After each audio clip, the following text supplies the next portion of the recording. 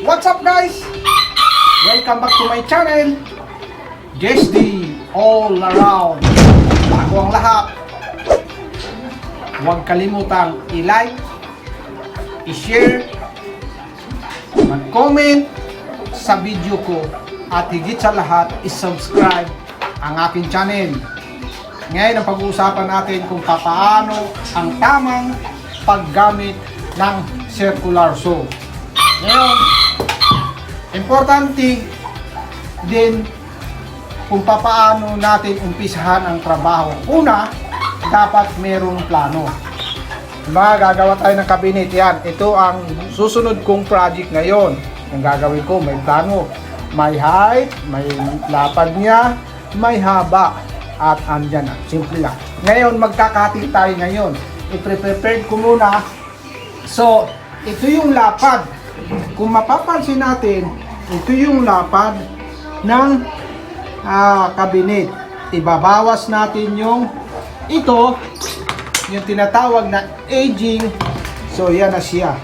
So, ngayon, dapat meron kayong tinatawag na guide.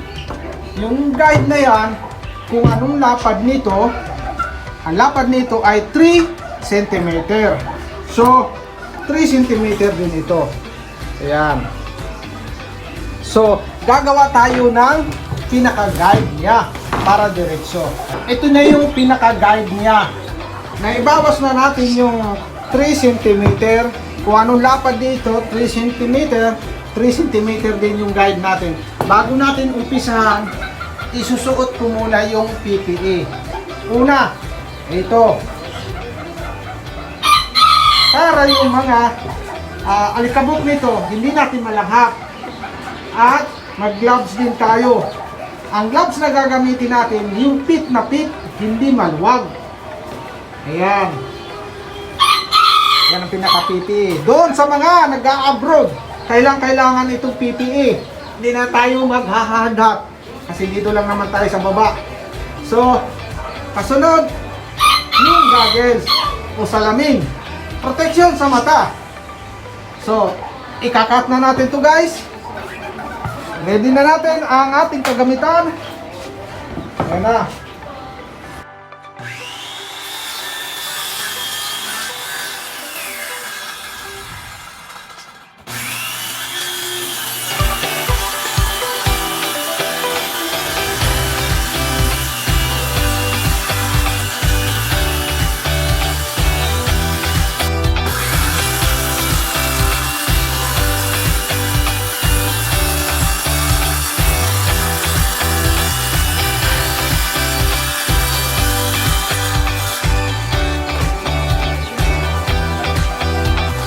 Ito na guys, kung makikita natin, tuwid na tuwid.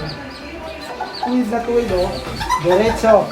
Unlike doon sa manual na lagare, ay may tendency lumilihis.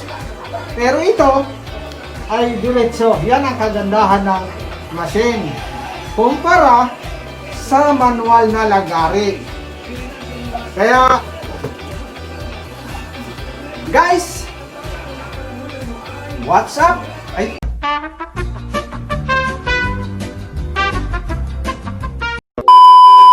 Salamat sa panonood ninyo at sa mga comment ninyo. Huwag kalimutang i-like, i-subscribe ang aking channel, Jess all around.